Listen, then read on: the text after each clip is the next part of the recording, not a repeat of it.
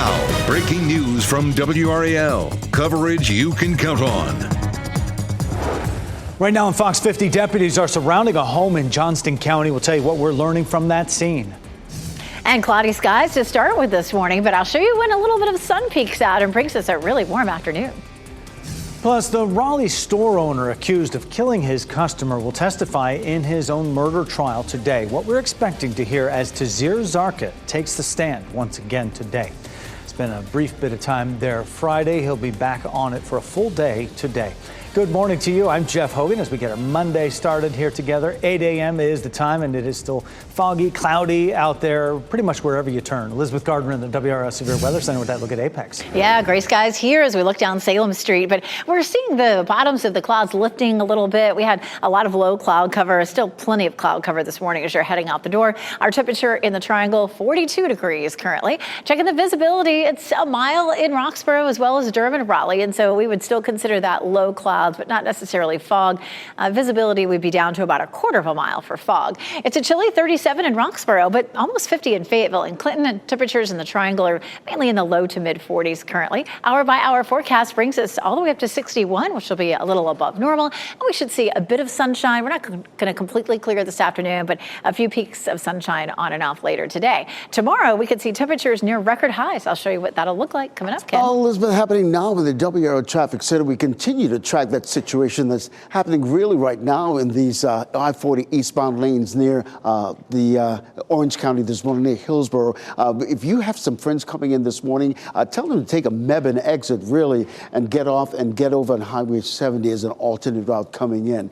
We're seeing a serious crash on Knightdale Boulevard near Smithfield Road. You can see the huge backup it's causing there on Knightdale Road, Knightdale Boulevard this morning.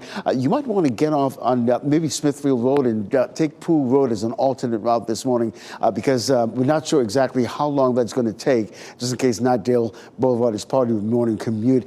This is something that caught our attention just a few minutes ago, a serious crash on MLK Boulevard near Rock Quarry Road. We're seeing some purple showing up on the map here in that intersection of MLK and Rock Quarry Road. Again, we're working to figure out exactly what's going on. Of course, we'll keep you posted. Right now, we're seeing a little bit of a slowdown in the southern loop of the Beltline, but nothing that's going to make you late this morning. You're getting ready to head out. Tune us in on the radio, 101.5 HD3. You can listen to us anywhere in the triangle. Following breaking news this morning out of Johnston County, law enforcement is surrounding a home on Santa Gertrudis Drive, and WRAL's Laura Levine is there. Police were called there, Laura, because they had some shots fired in the area that were reported. That was 4:30 this morning, still there.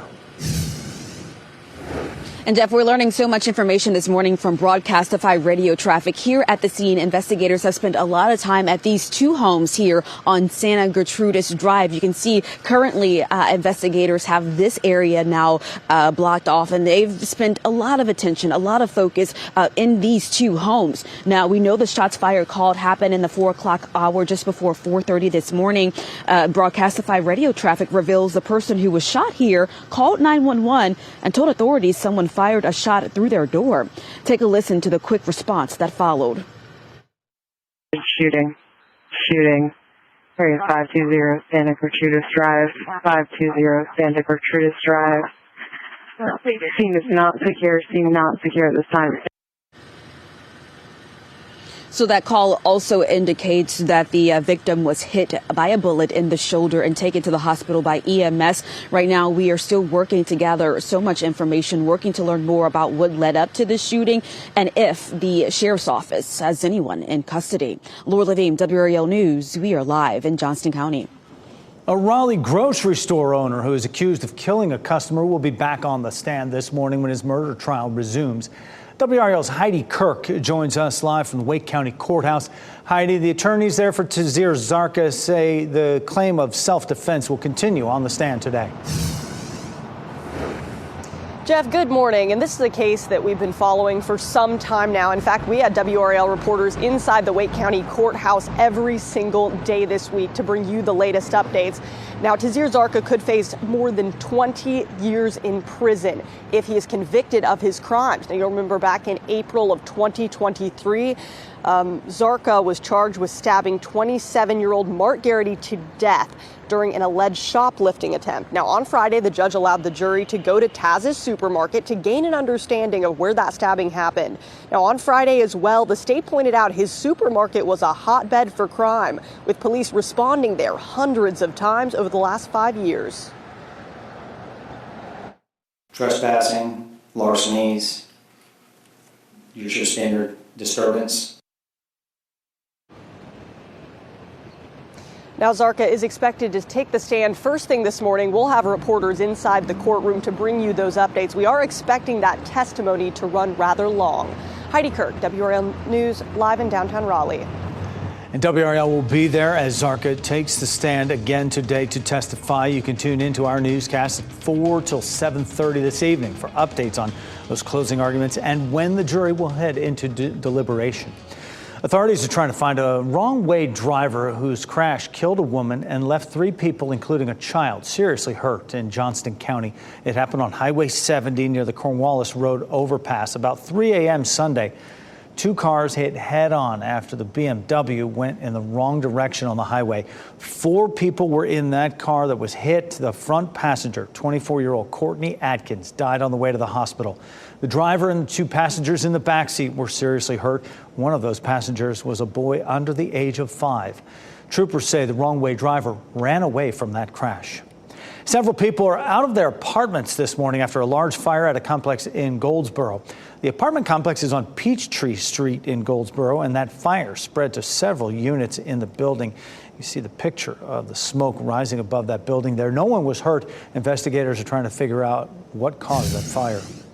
Happening today, Durham City Council is expected to pass a contract to begin repairs on the Fayetteville Street corridor. It's part of a $10 million investment from the American Rescue Plan Act to improve the area and the Hayti community. Council members will vote to allocate $1.75 million for repairs and services at certain properties. It's the first step to stabilize and revitalize structures in the Hayti community that have seen historic disinvestment after construction of the Durham Freeway. Tonight's meeting starts at 7 o'clock. The man accused of murdering United Healthcare CEO Brian Thompson could be indicted this week in New York. Luigi Mangione is currently being held at a jail in Pennsylvania. A source familiar with the case says a grand jury could be asked to hand up an indictment this week against him.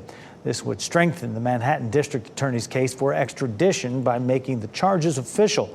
Mangione's lawyers say they will fight the extradition. WRAL has learned the name of the man accused of assaulting 2 people, stealing a tow truck, and crashing it into a business in Apex. An arrest warrant identifies the suspect as 49-year-old Raquib Overton. It says he punched at least 2 people before stealing that tow truck. The warrant then accuses Overton of assaulting someone with the tow truck. Police say he crashed the truck into a gun and coin shop on William Street. The building has been condemned due to the damage. Overton is facing several charges, including assault with a deadly weapon with intent to kill. Clayton Police Department released these photos of a man accused of robbing a bank at gunpoint. This happened on Friday, shortly before 5 in the evening at the Wells Fargo on Executive Drive. Police say 6 employees and 2 customers were inside the bank at the time. If you have any information about the suspect, you're asked to contact police. A significant construction project is underway on I-40 near Garner. From time to time, the interstate will be shut down completely at that spot. And this is right where we're talking about, exit 309 on this map. DOT contractors will be working on the bridge there through Thursday. The crews will close 2 lanes of I-40 near US 70 starting at 9 p.m. About 10 p.m., all lanes will be closed until 5 o'clock each morning. The detours will be posted, but the DOT encourages drivers to plan ahead and use caution if you're passing through that area. North Carolina officers are getting ready for the last holiday Booze It and Lose It campaign of 2024. It starts today and runs through December 31st. Local and state law enforcement will have more patrols to enforce impaired driving laws. The campaign will also feature increased public messaging about the dangers of impaired driving. Coming up on 10 after 8 right now, detecting mysterious drones, how the federal government is addressing the unexplained drone sightings in the Northeast. And I'm tracking our next weather maker. It doesn't arrive until Wednesday, but out ahead of it, we're going to see very warm temperatures starting tomorrow. I'll show you how close we'll be to record highs.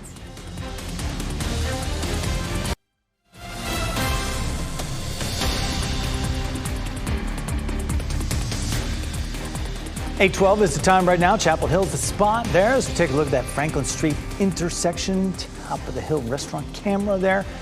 Beautiful look.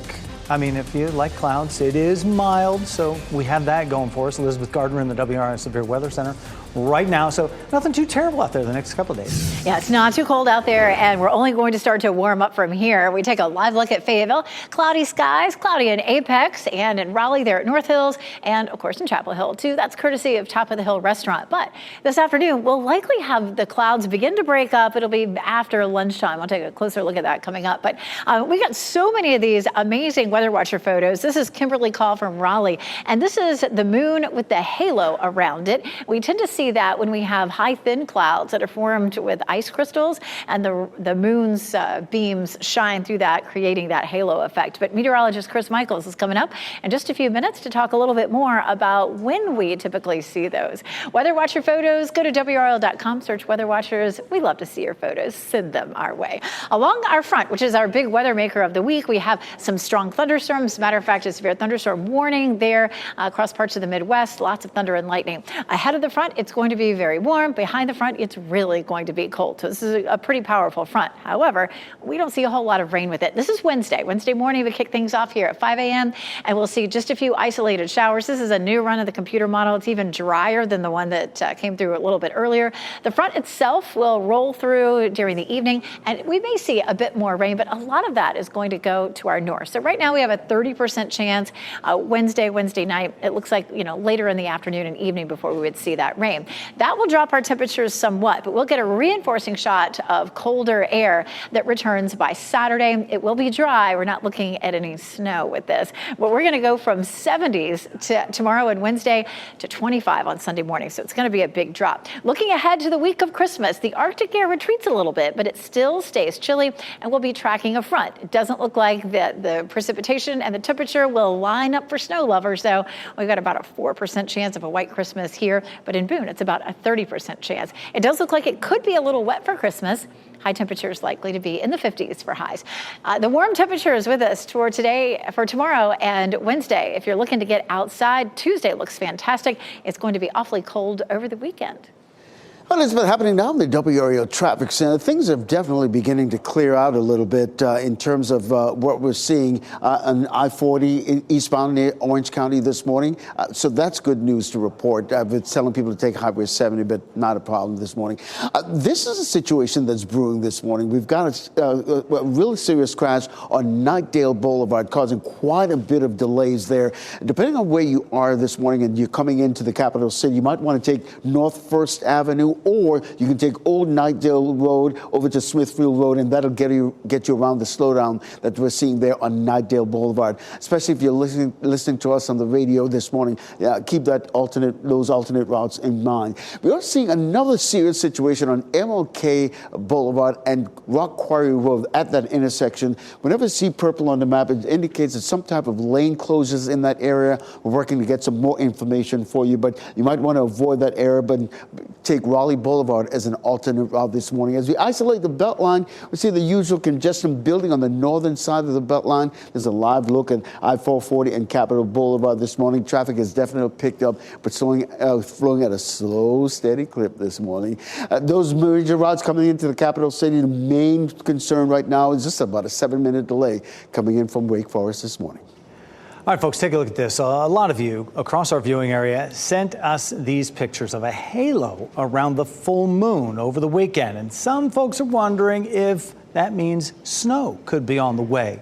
Meteorologist Chris Michaels is here to share what causes this halo and why it doesn't always mean that there's a chance for snow, especially for us around here. Exactly, right? It's one of those wives' tales that has some truth to it, and we'll talk about why here in just a minute. But another example of the great shots from Adam in Johnston County and Sandy in Cary of that moon halo Saturday. So these will form when you have high-level clouds that they're so high that the air is colder, you've got ice crystals, and as Elizabeth was saying, the moonlight gets bent specifically at a 22-degree angle, which means that we get to see the full halo from here at the surface. So a lot of times you have a storm system in the very general vicinity of the eastern U.S. when you see these. So you've got the air that rises, but then it diverges at the top of the storm, and the upper level wind blows those high clouds in our direction. They have the ice crystals, and they start to kind of mess with things and give us that halo. So it can be a sign of a storm nearby. It sometimes precedes storm systems no matter the season, so you can sometimes see it in the summertime. We did get a little bit of drizzle out of the system that caused that, but unfortunately for snow lovers, doesn't look like anything significant with the next 10 days. Jeff? Yeah, we're not getting our hopes up. Chris, thanks. You can be a WRAL weather watcher. If you have a photo or video to share with us, you can go to WRAL.com/weatherwatchers. We would love to see them and may share it on TV or feature it online. A rare tornado hit California over the weekend, injuring 5 people. This happened Saturday near Santa Cruz. Police say the tornado threw several cars right off the road. 3 people were hospitalized. One driver says he was near a shopping center when that tornado reached the ground. The car in front of me spun around completely, and the car in front of that flipped over onto its roof, and another one flipped on its side. And I realized we were in the middle of something that never happens here. It is quite rare. According to the National Weather Service, California averages only about 11 tornadoes a year. Happening today, German Chancellor Olaf Scholz is facing a confidence vote that is expected to see him ousted from office. Today's vote comes after disagreements over the country's weak economy led to Scholz firing his finance minister, and that put Scholz in a minority government. Lawmaking has largely ground to a halt since, and Scholz himself called for the vote for today. If he loses it, he will have to ask Germany's president to dissolve the parliament, and that would trigger an election within the next 60 days. New this morning, 7 tourists are being treated for suspected poisoning in Fiji. Officials say 4 Australians as well as 3 other foreigners were taken to a hospital after being served drinks made at a resort over the weekend. The tourists suffered from nausea, vomiting, and other neurological symptoms, but are all in stable condition. This comes just a few weeks after 6 tourists died from methanol poisoning after drinking at a bar in Laos. Officials say they're investigating, but it's too early to tell if methanol poisoning was involved. The list of states with reported drone sightings now includes New Jersey, New York, Connecticut, Pennsylvania, Massachusetts, Virginia, and Ohio. State and local police are trying to investigate the aircraft, but they don't have the authority to counter them. That could change under proposed legislation, as Amy Kiley reports. We need from Congress additional authorities to address the drone situation. Calls are growing for new federal legislation to address drones. That's as several northeastern states now report unexplained sightings. It can't be the Wild West of drones out there in Jersey or anywhere else. The Homeland Security Secretary says he has deployed technology and personnel to New Jersey. That's where the reports began. New Jersey State Police are trying to track the aircraft, but only certain federal agencies have the authority to shoot them down. We want state and local authorities to also have the ability to counter drone activity under federal supervision. Democrats appear to support letting police do more about drones with limitations. Senate Majority Leader Chuck Schumer says he's going to co-sponsor legislation to, quote, give local law enforcement more tools for drone detection. Some Republicans say they're frustrated the public isn't receiving more information about recent sightings. Federal officials say they have no evidence of a safety or security risk. But President-elect Donald Trump's pick for national security advisor says the drones show gaps between agencies. We need to take a hard look at our homeland defenses. We need to have an all-of-the-above protection of U.S. airspace. I'm Amy Kiley reporting. Egg prices will most likely continue to be a problem in the new year. That's according to industry experts who say egg prices will continue to rise if bird flu continues to hit supplies. Egg-laying chicken numbers before March 2022 supported lower egg prices, but the onset of the bird flu since then has resulted in short supplies of eggs. Wholesale egg prices jumped nearly 55% in November. Amazon is facing a potential workers' strike right during the holiday rush. You are Amazon because of us. Yes. We need more wages. We need better pay. Workers at 2 key Amazon facilities in New York have voted to walk off the job if necessary. Sunday was the deadline the union set for Amazon to start negotiating. Labor experts say the holiday timing gives the union better leverage. Amazon says it has hundreds of fulfillment centers in the U.S. and does not believe the possible strike will delay deliveries. A local family-owned business took some time over the weekend to spread a little holiday cheer. Moore Square in Raleigh was the backdrop for this holiday giveaway yesterday. The owners of Moel Photography and Video, along with several volunteers, made the holidays brighter for families needing a little extra help this time of year. Elle and Mo Collins say with the help of community donations and sponsors, they were able to give away 75 supply bags with blankets and other essential items. They also served about 100 free lunches. The Collins say they can't thank the community enough for their support. A Durham County leader is getting into action. How the county commissioner is working to help the district end its bus driver shortage problem. It's being called a holiday haven. We'll tell you which North Carolina towns are topping the list for best Christmas towns in the South.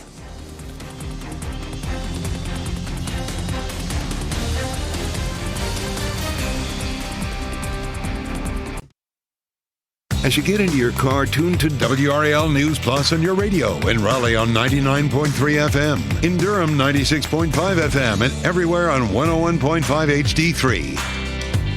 8:26, the time right now on your Monday morning. I'm Jeff Hogan, and we have shaken off some of the cold weather. Elizabeth Gardner in the WRS Severe Weather Center right now. We can't shake these clouds, though. Oh, we're all cloaked in clouds this morning, but we should see a little bit of sunshine later this afternoon. We're not going to completely clear out, but a few bright spots will likely pop out. This is a live look at North Hills.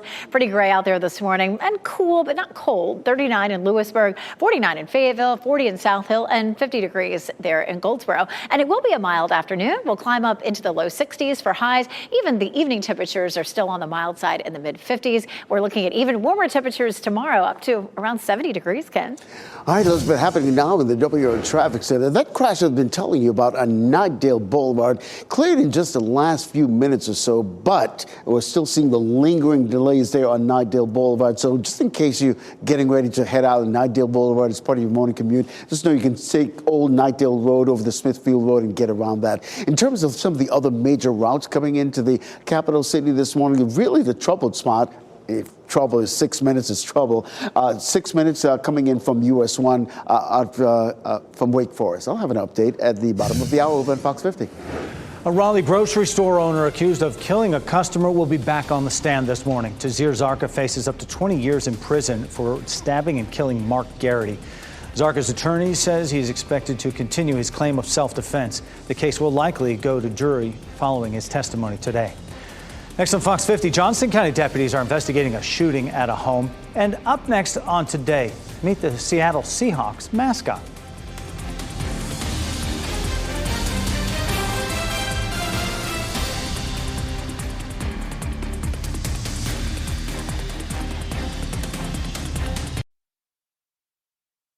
Now, breaking news from WRAL. Coverage you can count on. Right now on Fox 50, Johnston County deputies have been investigating at a home for several hours. What we are learning about an early morning shooting there. And a great start this morning all around the viewing area. This is a live look at downtown Raleigh. I'll talk about when we may see a little sunshine returning coming up. Plus, revitalizing Durham, the steps city council members are taking today to make repairs along the Fayetteville Street corridor. 8:30 is the time right now as we welcome you back inside our WRAL studio here this morning. I'm Jeff Hogan. Good to have you with us. Spending part of your Monday here early on.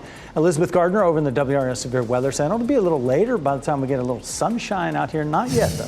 After lunchtime, we may see the clouds break up just a little bit, but we're probably not going to completely clear. We'll still be mostly cloudy, but some sunshine should peek through. This is a live look at Fayetteville this morning. Temperatures in Fayetteville are closer to 50. In the Triangle, it's in the low 40s still. So cool this morning, but not terribly cold. You know, we're well above freezing. We still have a lot of cloud cover, some of it low clouds. We're looking at a mile visibility technically in Durham and Raleigh right now, but we never did see visibilities, at least on these sensors, down to a quarter of a mile, which is what we would expect to see if we had fog.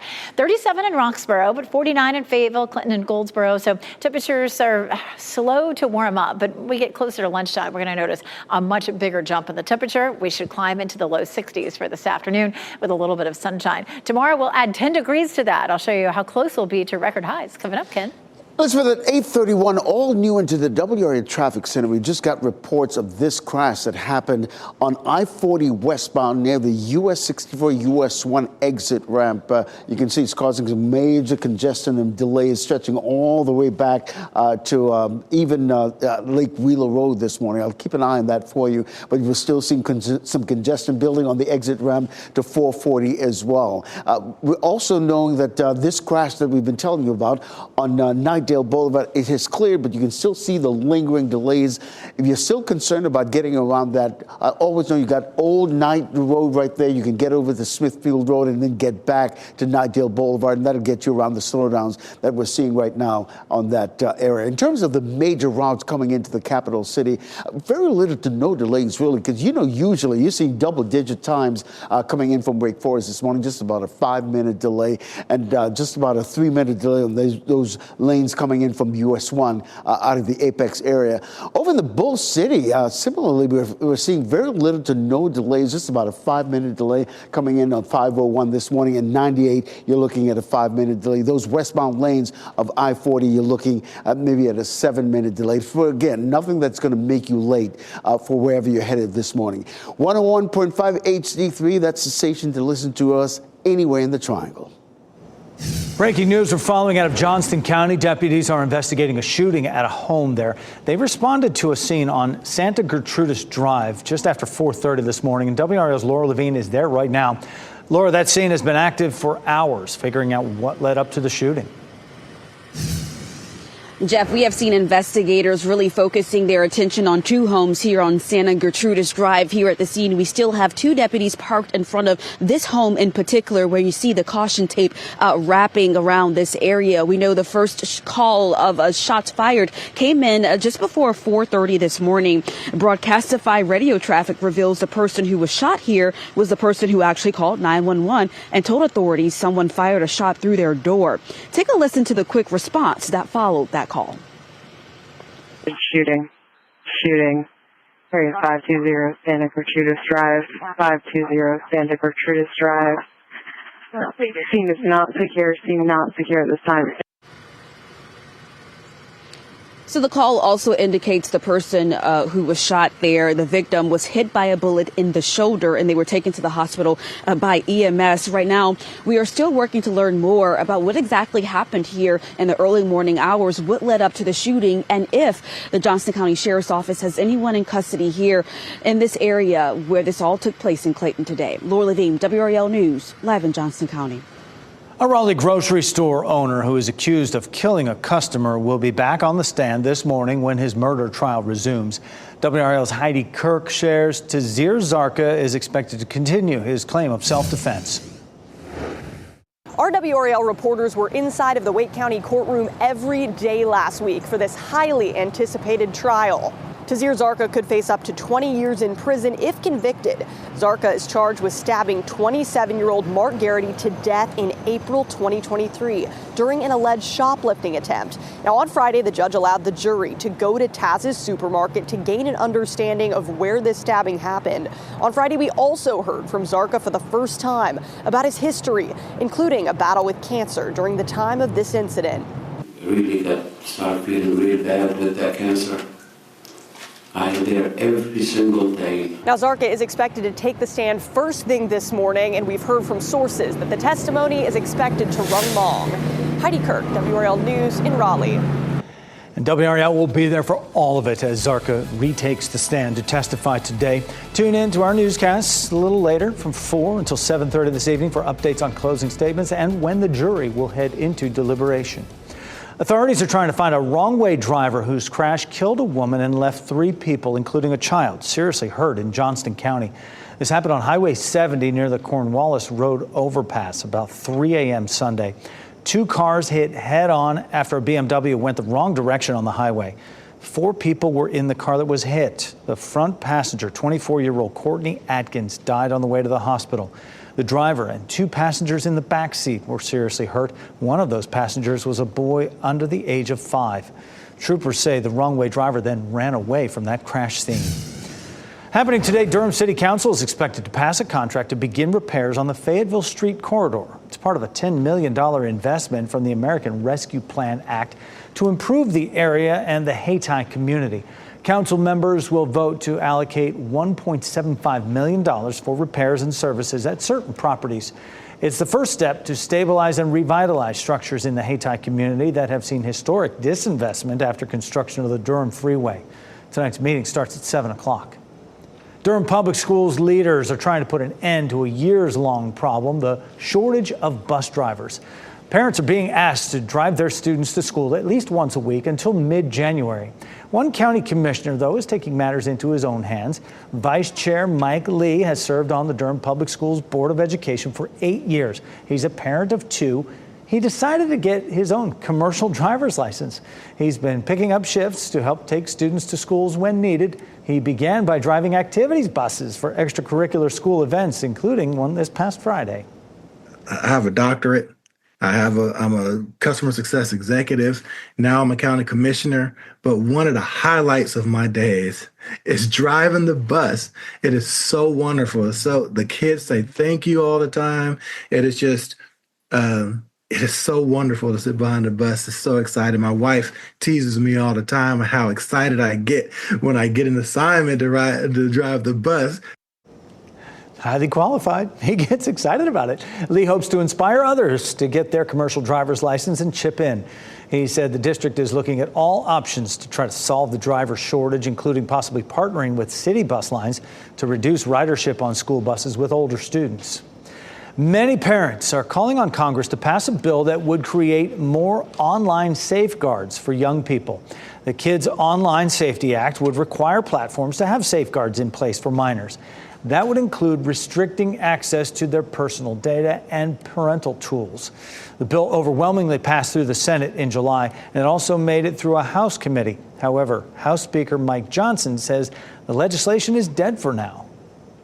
It needs a little more tweaking, and we'll do that. I think we can do it early next year and get that achievement done, and I'm grateful for all the hard work that's been done on it. Legislators say the speaker is one of the few in opposition to the policy as it stands. Robert F. Kennedy Jr. will meet with senators on Capitol Hill this week. He is working to drum up support ahead of formal hearings to put him in charge of the nation's health agencies.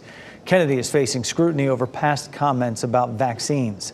Political leaders on both sides of the aisle are expressing concern over his views on vaccines for diseases like polio. Kennedy's team has been walking back some of those comments in recent weeks. President-elect Donald Trump has stood by Kennedy as his pick for health secretary. A Fayetteville road is closing for repairs today. State highway maintenance workers are repairing a failing cross-line drain pipe underneath MacArthur Road. Both directions will be closed halfway between Ramsey Street and Stacy Weaver Drive. The closure is scheduled to start 6 o'clock in the morning, and crews anticipate the road will be back open tomorrow morning. And congratulations are in line for 1,800 UNC students. They had degrees conferred yesterday at the Smith Center during UNC's winter commencement. It included about 1,000 undergraduates and 800 graduate and professional students. Dr. Shelton Earp, longtime member of the UNC School of Medicine faculty, was the commencement speaker. Keep a sense of wonder about the world around you and what it means to be human. Curiosity and the lifelong learning it entails is a path not only to a fulfilling career, but to a happy life. Exercise your brains. It leads to both longevity and success. More than 1,000 of the graduates are North Carolina residents. The graduating class included 176 first-generation students.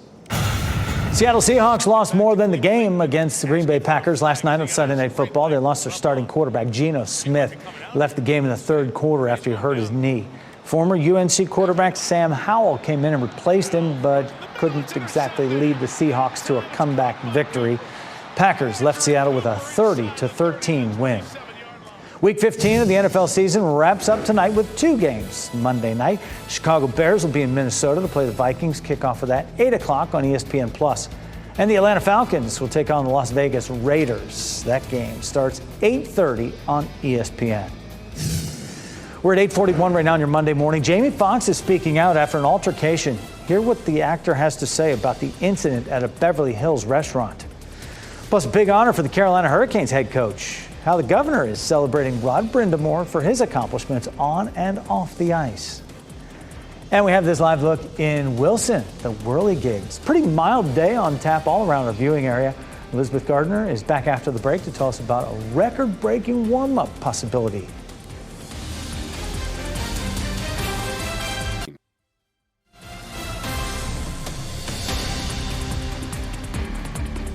.45 is the time right now as we take this live look in Fayetteville. Still those clouds hanging in there, but a glimmer of sunshine, hope out there right now. Elizabeth Gardner is over in the WRAL Severe Weather Center.